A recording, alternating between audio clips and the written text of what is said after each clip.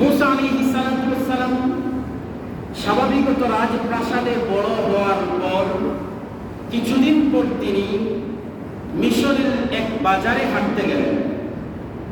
তখন মুসা নবীর বয়স ছিল 30 বছর। কত বছর? 30 বছর।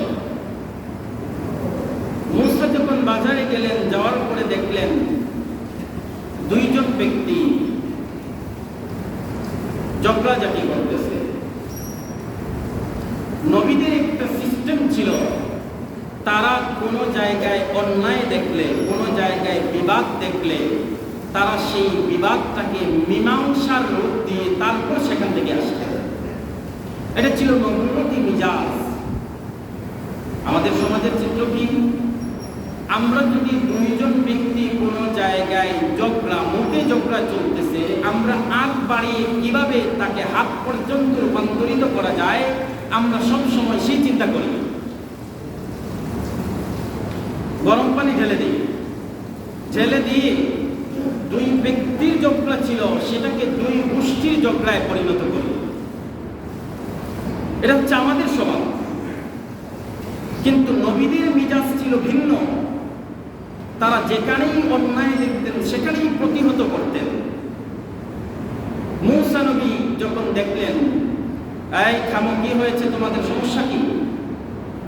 তখন বনি ইসরায়েলের যে লোকটা ছিল সে বলল, হুজুর, আমি তো দুর্বল মানুষ, অর্থকরীয় কম, ক্ষমতাও নাই, সমাজের নির্যাতিত নিপীড়িত মানুষ। আমার কাছ থেকে এই কিপ্তি বংশের ওই ভাইটা একটা দ্রব্য, একটা জিনিস ক্রয় করেছে। ক্রয় করার পরে আমার এই দ্রব্যের মূল্যটা সে আমাকে পরিশোধ করতেছে না। মুসা নবী কিপ্তি বংশের লোকটা বললেন, কি সমস্যা? দাও, তুমি টাকা দেবো, পণ্য কিনেছ, পণ্যের টাকা দেবো। তখন কিপ্তি বংশের লোক বলে, টাকা দিব না। কি করতে পারেন করেন, আমরা ক্ষমতাসীন লোক, আমরা ফেরাউনের বংশের লোক। মুসা আলাইহিস সালাম বললেন, টাকা দেবো, তুমি তো ফেরাউনের বংশের আর কিসের বংশ, এটা তো দেখার বিষয় না। তোমাকে টাকা দিতে বলছি, তুমি টাকা দেবো। তুমি তার দ্রব্য কিনেছ, বিনিময় দিচ্ছ না, তুমি দ্রব্য এহসান করতেছো না তো তার প্রতি, তার দ্রব্য কিনেছ, তার বিনিময় তাকে দিচ্ছ, দেও, তার টাকা দেবো। সে মুসাকে বলে, পারবো না। কি করতে পারেন করেন। মুসা আলাইহিস সালামের রাগ উঠে গেল। মুসা আলাইহিস সালাম শুধু তার চটকানি দিলেন, সাথে সাথে লোকটা মাটিতে পড়ে হার্ট অ্যাটাক করে মারা গেল। এত শক্তি ছিল। আমাদের সমাজের সিস্টেম কি? আমরা কেউ কোনো অন্যায় করলে, দোষ করলে আমরা বলি, এক চটকানি দিয়ে 32টা দাঁত ফালাইয়া দেব। আচ্ছা বলেন তো, চটকানি দিয়ে 32টা দাঁত ফালাইছে এরকম কোনো মানুষ আপনাদের জীবনে দেখেছেন? একটাও ফালাইতে পারে না। কিন্তু মুসা নবীর ক্যাপশন ছিল কম, অ্যাকশন ছিল বেশি, ডায়লগ ছিল কম, কাজ ছিল বেশি। মারলেন, মারা গেল, জমিনে পড়ে মারা গেল। এবার যেই ব্যক্তি মুসার কাছে বিচার দায়ের করেছে, মুসার আশপাশে যারা ছিল তারা এই কর্মকাণ্ড দেখে সবাই পালাইতে শুরু করল। স্বয়ং মুসা নবী তার নিজের হাতের দিকে তাকিয়ে, আমার এই হাত কি এই কাজ করছে? ইতিমধ্যে রাজ দরবারে খবর চলে আসলো ফেরাউনের কাছে যে আপনার পালক পুত্র মুসা, সে কোনো বাস বিচার করে না, যাকে পায় তাকে মারে, কোনো বংশ নির্ণয় করে না, যেখানেই অন্যায় দেখে সেখানেই জ্বলে উঠে। ফেরাউন বলে, কি সমস্যা, ঘটনা কি, বলে বলো। বলে, এই তো বাজারে গিয়ে একজনকে শেষ করে দিচ্ছে। কেমনে? বলে, চটকনি দিয়ে শেষ করে দিচ্ছে। এই কথা শোনার পরে রাজ দরবারের সদস্য যারা ছিল কেউ বিশ্বাস করে না, এটা অসম্ভব। চটকনি দিয়ে মানুষকে মারা যায়, এটা তো অসম্ভব, এটা তো হতেই পারে না। কিন্তু ফেরাউন বলে, তোমরা অসম্ভব ভাবলেও আমি জানি এটা সত্য, এটা সম্ভব। কারণ 5 বছর বয়সে যে শিশু বাচ্চার যক্ষণীর এত খাওয়া, আরো 25 বছর সেই শিশু বাচ্চার সাথে যোগ হয়েছে। 5 বছরেও যদি আমার কান লক হয়ে যায়, ব্রেন কাজ না করে, 30 বছর বয়সে মূসা নবীর যক্ষণীর মাধ্যমে মানুষের জীবন যাওয়া এটা স্বাভাবিক ব্যাপার। তোমরা বিশ্বাস না করলেও আমি মানি। জল্লাদকে ডাকো, বিচার ব্যবস্থা কায়েম করো, আর মূসাকে শাস্তি দাও। এটা যখন ঘটলো তখন ফেরাউনের সংসদ সদস্য একজন, যদিও সংসদ সদস্য ছিল, কিন্তু মূসা আলাইহিস সালামের ন্যায় সমাজের প্রতি ইনসাফ প্রতিষ্ঠা করার কারণে সে কাফির হওয়া সত্ত্বেও মূসা নবীকে পছন্দ করত।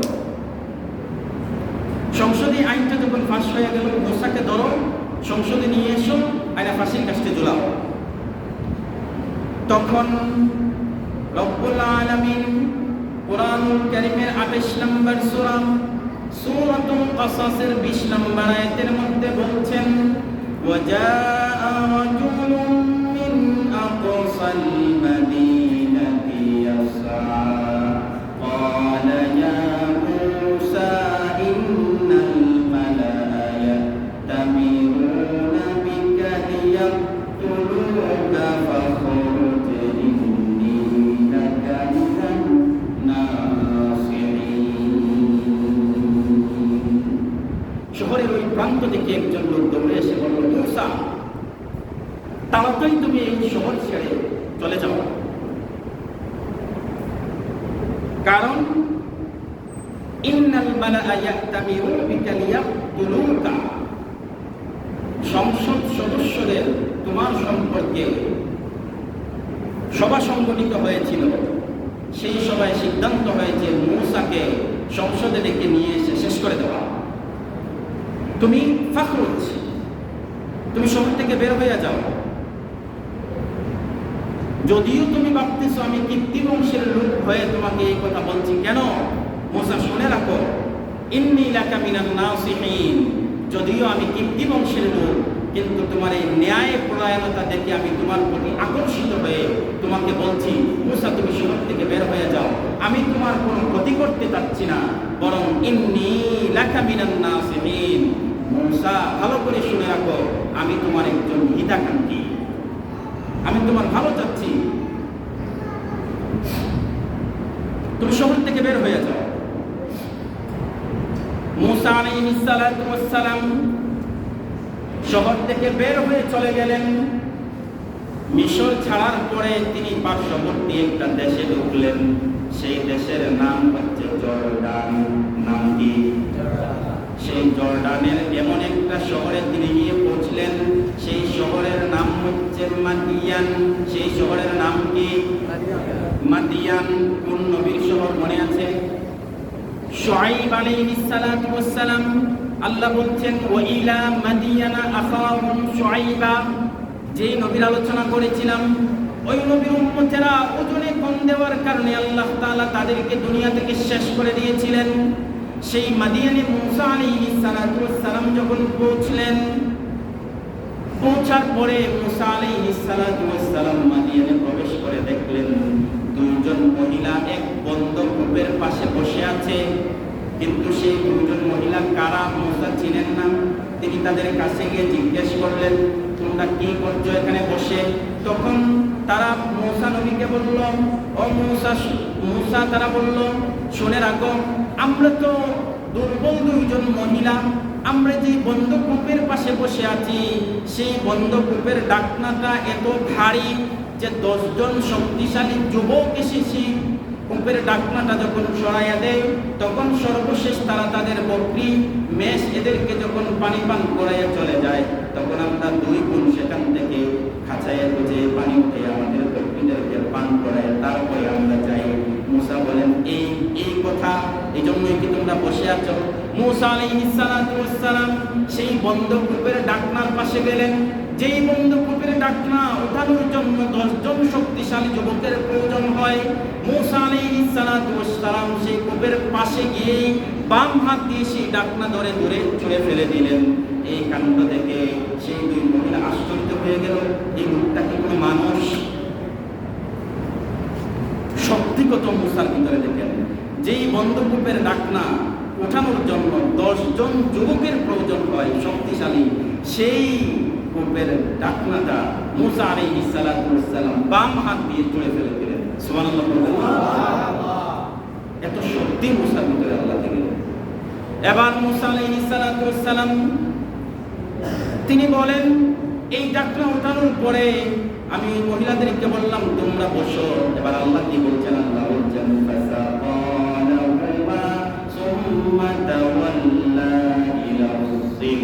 মুসা আলাইহিস সালাতু ওয়াস সালাম বালতি দিয়ে কুয়া থেকে পানি উঠে সেই দুই মহিলার বকরিদেরকে পানি পান করার পরে তিনি এক গাছের ছায়ার নিচে গিয়ে বসলেন।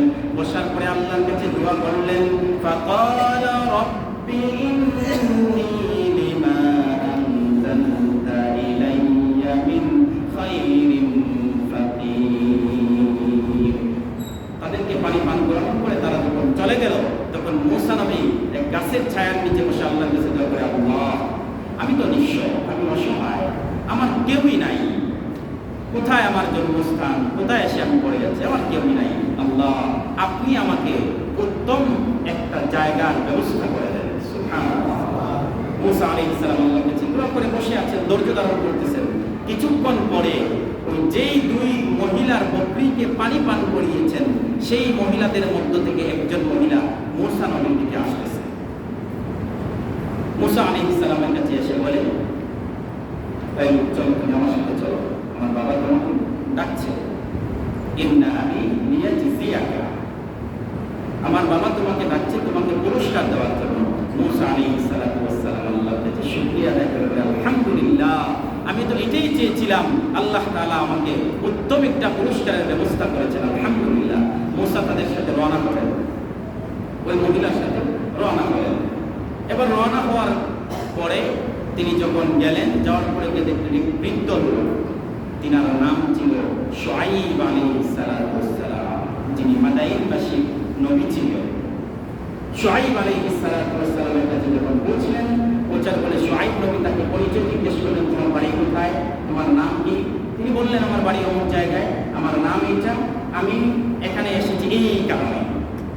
শুআইব নবী বললেন, ঠিক আছে, তাহলে আজকে থেকে তুমি এখানেই থাকবা, মাদাইন শহরেই বসবাস করবা, আমার ঘরেই বসবাস করবা, কোনো সমস্যা নেই, এখানে ফেরাউন আসবে না, এটা ফেরাউনের এরিয়াভুক্ত না। মুসা আলাইহিস সালাতু ওয়াস সালাম থাকলেন। কিছুদিন থাকার পরে শুআইব নবী চিন্তা করলেন, একজন তাকড়া যুবক, আমার ঘরে দুইজন যুবতী মহিলা আছে। তিনি চিন্তা করলেন এলাকার মানুষ কি থেকে কি বলা শুরু করে। তিনি মুসার কাছে প্রস্তাব পেশ করলেন, মুসা একটা কাজ করো, আমার তো দুইজন মেয়ে আছে, যাকে পছন্দ হয় তুমি তাকে বিয়ে করে বরজামাই হিসাবে আমার বাড়িতে থাকো, মানুষ আর কিছু বলতে পারবে না। মুসা আলাইহিস সালাতু ওয়াস সালাম রাজি হয়ে গেলেন। রাজি হওয়ার পরে এবার মুসা আলাইহিস সালাম দেখবেন নিঃস্ব, কিছুই নাই, এখন বিয়ে করতে হলে তো মোহরের প্রয়োজন। মুসা আলাইহিস সালাতু ওয়াস সালাম, আমার কাছে তো কিছু নাই, আমি কি দিব, কি দিয়ে আপনার মেয়েকে বিয়ে করব?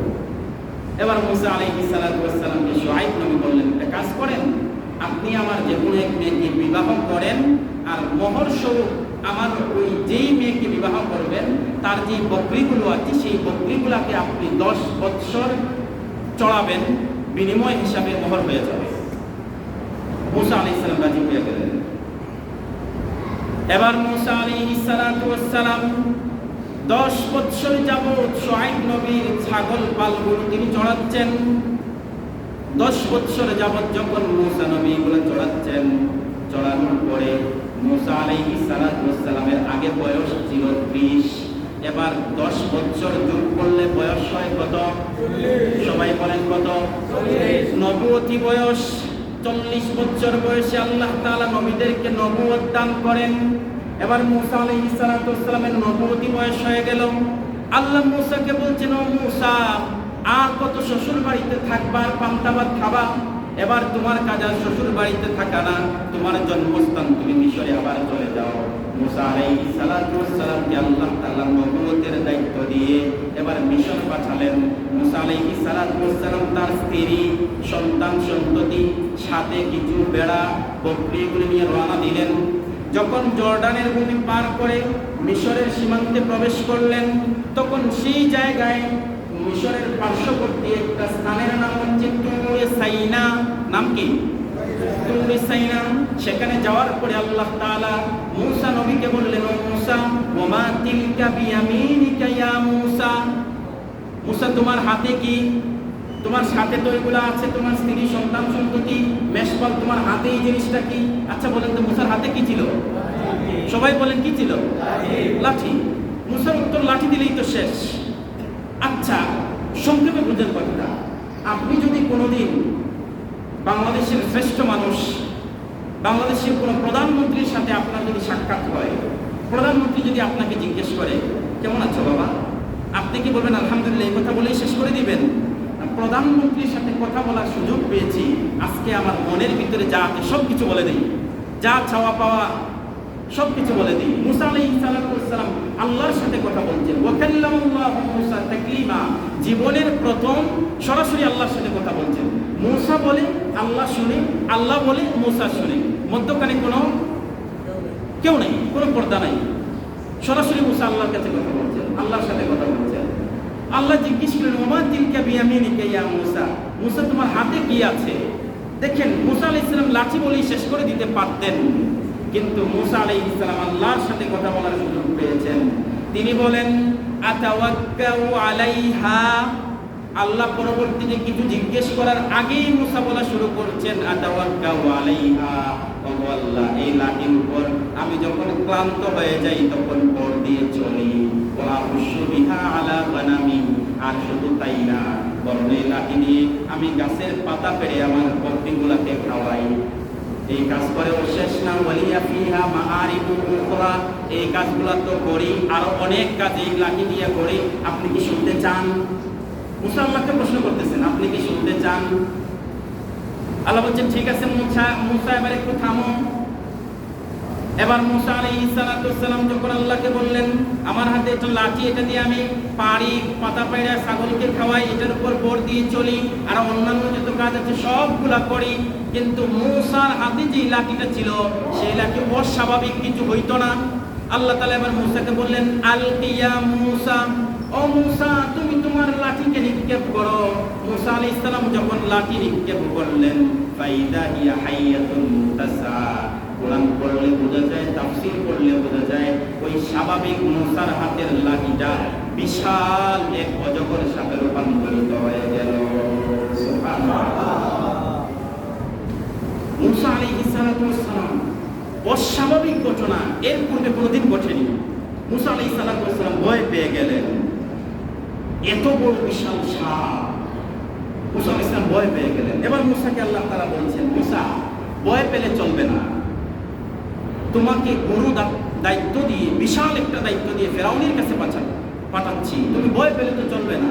খুযহা ওয়ালা তাখাফ, এই লাঠিটাকে তুমি ধরো, ভয় পাওয়ার কোনো কারণ নেই। আচ্ছা বলেন তো, ইচ্ছা করে সাপ ধরতে কি কোনো মানুষের মন চায়?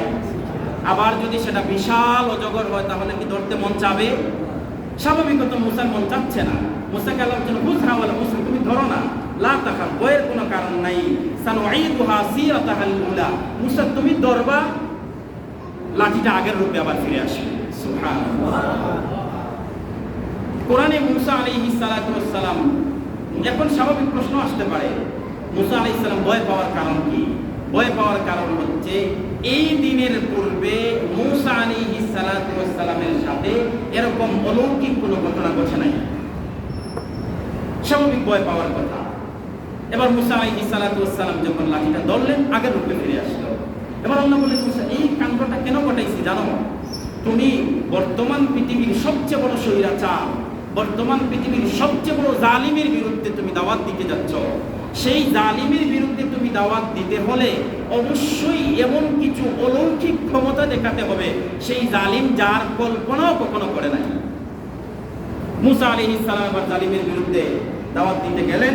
এবার আল্লাহ তাআলা মূসা নবীকে বললেন, তোমাকে মুজিজা দিলাম, যাও তুমি ইযহাব ইলা ফিরআউনা ইন্নাহু তাগা ফাকুলা লাহু কাওলান লাইয়িনা, যাও তুমি মূসা ফেরাউনের কাছে যাও, ফেরাউনের কাছে গিয়ে তুমি দাওয়াত দাও, তবে সতর্কতা অবলম্বন করতে হবে, নরম ভাষায় দাওয়াত দিতে হবে, গরম কথা মুসা আলাইহিস সালাম গেলেন, দাওয়াত দিলেন।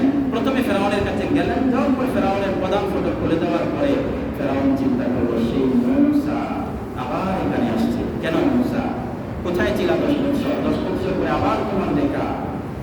মুসা আলাইহিস সালাম তখন বললেন, যা বলার বললেন। এই 10 বছর মুসা আলাইহিস সালামকে আল্লাহ তাআলা মিশর থেকে কেন বের করে নিলেন? নেওয়ার পরে কেন মুসাকে ছাগল চড়াইলেন? বিশ্বনবী সাল্লাল্লাহু আলাইহি সাল্লাম বলেন, আদম নবী থেকে আমি মুহাম্মদ পর্যন্ত পৃথিবীতে এমন কোন নবী আল্লাহ পাঠান নাই যেই নবীকে দিয়ে আল্লাহ ছাগল চড়ান নাই। তাহলে শুরুতে আল্লাহ তাআলা কিছুদিন ছাগল চড়ায়ে ওই নবীদেরকে এটা শিক্ষা দিতে চান, ও নবীরা তোমরা যে ছাগলগুলো চড়াও, আচ্ছা বলেন তো ছাগল চড়ানো সহজ কাজ না কঠিন কাজ? আপনি ডানে বলবেন সে বামে যায়, আপনি ডানে সোজা বললে সে পিছনে যায়। এটা হচ্ছে ছাগলের স্বভাব। আল্লাহ তাআলা নবীদেরকে ছাগল চড়াই এটা বোঝাইলেন, তোমাদেরকে এমন এক জাতির দায়িত্ব তোমাদের কাছে অর্পণ করতেছি যেই জাতি ছাগলের চেয়ে আরো নিকৃষ্ট, ঠিক কিনা? মুসা নবীকে আল্লাহ তাআলা এটা বললেন। 10 বছর পরে ফেরাউনের সাথে সাক্ষাৎ। এবার ফেরাউন বলে, মুসা কি বুঝে আবার আমার সাথে সাক্ষাৎ করতে আসে? বলে না, কি বুঝে না, এতদিন ছিলাম তোমার রাজপ্রাসাদে, আমি একজন স্বাভাবিক মানুষ হিসাবে, আজ আমি এসেছি নবুয়তের দায়িত্ব নিয়ে। মুসা আলাইহিস সালাম ফেরাউনকে বলেন, তুমি আল্লাহর উপর বিশ্বাস স্থাপন করো। মুসা আলাইহিস সালাম তার মধ্যে দাওয়াত দিলেন। এবার ফেরাউন মুসাকে বলে, ও মুসা তুমি তো আমাকে দাওয়াত দিচ্ছ, কথা ঠিক আছে। এর আগে আল্লাহর সাথে মুসা আলাইহিস সালামের আরো কিছু কথা পরিষ্কার হয়ে যাচ্ছে। আল্লাহ, ফেরাউন তো শৈতান, সবচেয়ে বড় জালিম, তার কাছে আমাকে পাঠাচ্ছেন, আমার তো মুখে একটু সমস্যা। মুসা নবীর মুখে সমস্যা ছিল, বলতে সপ্তাহে বলছিলাম না, চোখলানোর বাপ ছিল, ওই যে আংলাটা ঢুকে দিয়েছিলেন, যার কারণে সমস্যা। একটা কাজ করেন না, আপনি আমার ভাই হারুনকে আমার সাথে পাঠান, আমি দাওয়াত দিব, আর হারুন আমার এই কথাগুলো ফেরাউনকে বুঝাইয়া বলবে। আল্লাহ বলে ঠিক আছে, দিলাম। এবার আল্লাহ তাআলার কাছে মুসা আলাইহিস সালাম আরেকটা দাবি করছেন, বলছেন আল্লাহ আরেকটা শুনুন, আরেকটা কথা শুনেন। এবার মুসা আলাইহিস সালাম আল্লাহ তাআলাকে বলেন, রব্বুল আলামিন কোরআনুল কারীমের 20 নম্বর সূরা সূরাতুত তাহা এর 45 নম্বর আয়াতে বলেন, ক্বালা রব্বানা ইন্নানা নাখাফু আন ইয়াফরুতা আলাইনা আও আন ইয়াতগা। মুসা আলাইহিস সালাম আল্লাহকে বলেন, আল্লাহ এই ফিরাউনের কাছে যে আমরা যাব, ফিরাউনকে দাওয়াত দিব, না জানি সে আমাদের উপর আক্রমণ করে বসে, তখন আমরা কি করব? আল্লাহর কাছে অনুমতি চেয়ে নিচ্ছেন, সব বিষয়ে পারমিশন চেয়ে নিচ্ছেন। যদি সে আমাদের উপর আক্রমণ করে বসে আমরা কি করব? আল্লাহ তাআলা মুসা আলাইহিস সালামকে বললেন, ক্বালা লা তাখাফা ইন্নানি মাআকুমা আসমাউ ওয়া আরা।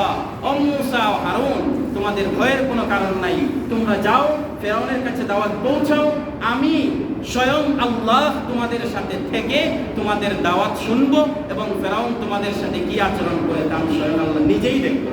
সুবহানাল্লাহ। আচ্ছা বলেন, ভয়ের কোনো কারণ আছে? আর মুসা আলাইহিস সালাম গেলেন, যাওয়ার পরে মুসা আলাইহিস সালাম বললেন, এক আল্লাহর উপর ঈমান আনো। তখন ফেরাউন মুসাকে প্রশ্ন করে, ক্বালা ফামার রাব্বুকুমা ইয়া মুসা।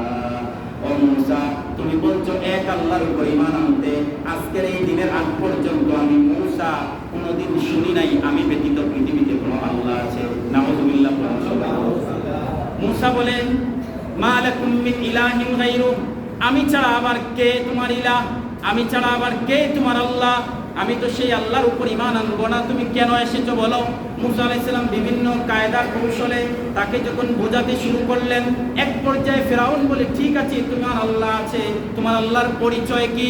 এবার মুসা আলাইহিস সালাম বলেন, ক্বালা রাব্বুনাল্লাযী আ'তা কুল্লা শাইইন খালাকাহু সুম্মা হাদা।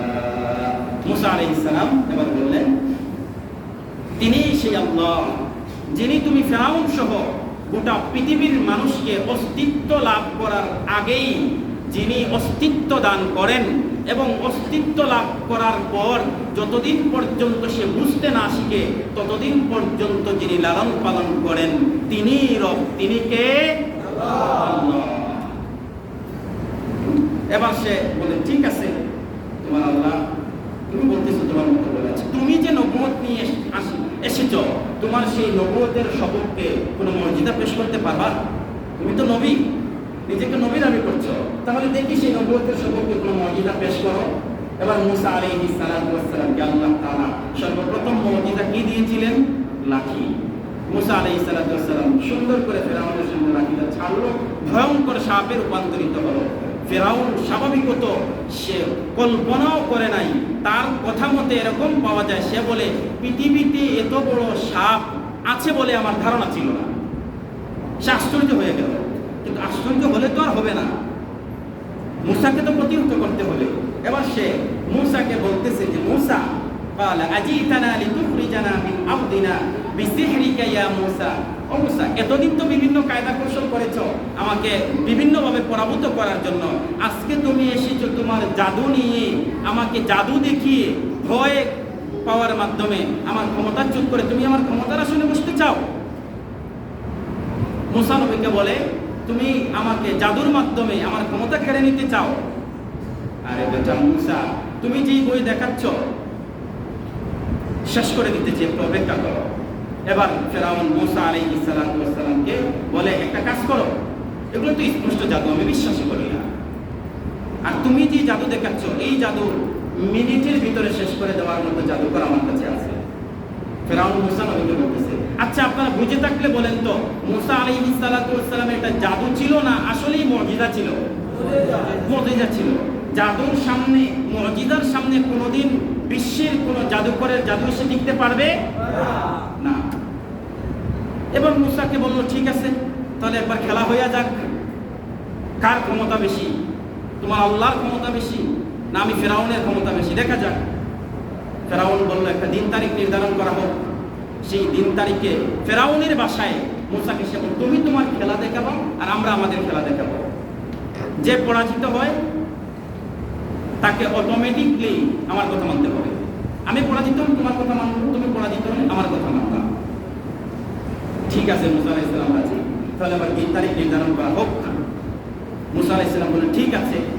এরকম দিন তারিখ নির্ধারণ করার পর এক সপ্তাহ গোটা মিশর খুঁজে সেখান থেকে প্রায় ৮০,০০০ ট্যালেন্ট ফুল জাদুকর যারা আছে তাদেরকে ফেরাউন নিয়ে আসলো মিশরে।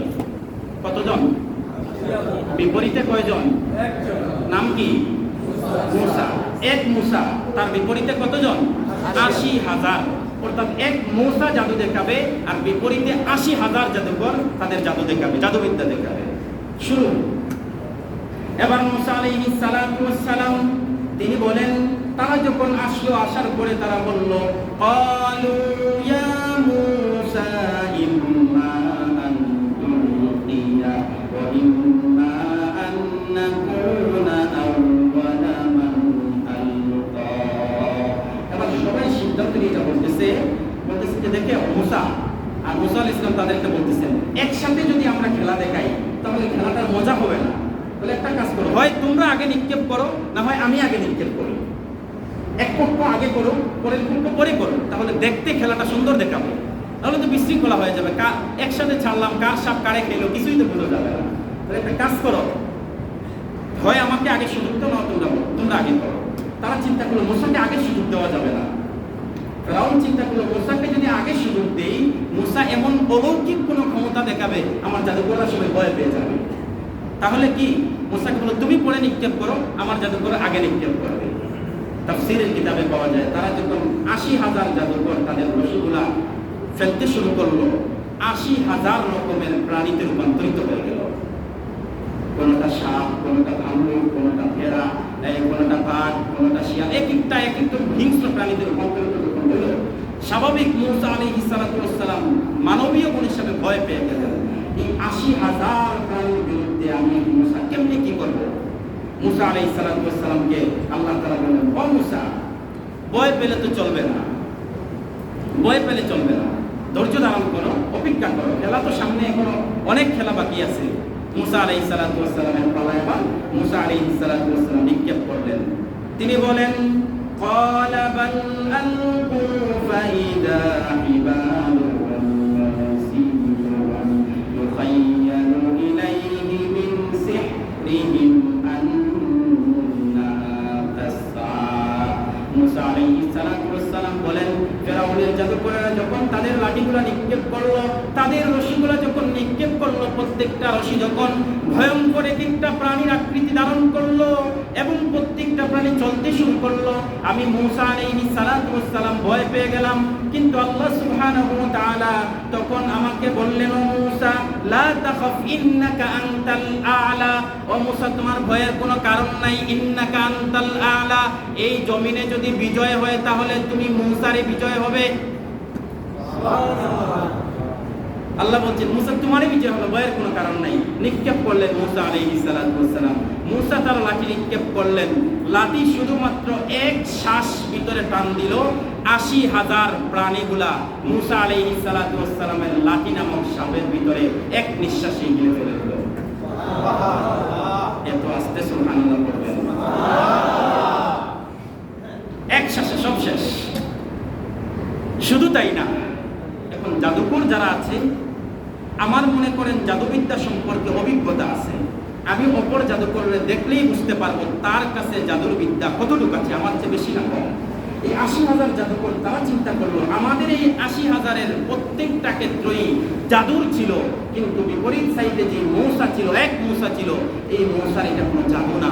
কারণ আমরা আমাদের সবচেয়ে ভয়ঙ্কর যে জাদু আছে সেই জাদু দিয়ে মূসাকে শেষ করার চেষ্টা করেছি, কিন্তু এক নিঃশ্বাসে শেষ করে দিতে পারে পৃথিবীতে এমন কোনো জাদুকরের জন্ম এখনো হয় নাই।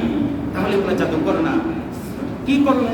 সাথে সাথে ৮০,০০০ জাদুকর মূসার এই কর্মকাণ্ড দেখে তারা সাজদায় লুটে পড়লো। সুবহানাল্লাহ।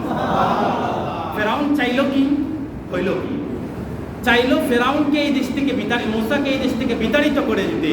শুধুমাত্র এক মুজিজা দেখায়ে আল্লাহ তাআলা প্রায় ৮০,০০০ ফেরাউনের ট্যালেন্টফুল জাদুকরকে মুসলমানে রূপান্তরিত করে দিলেন। সুবহানাল্লাহ। আল্লাহ চাইলে অসম্ভবকে সম্ভব করতে পারেন কি পারেন না? কোন বান্দা চাইলে কি অসম্ভবকে সম্ভব করতে পারে? আমি চাইলে কি পারবো? আপনারা চাইলে কি পারবেন? এবার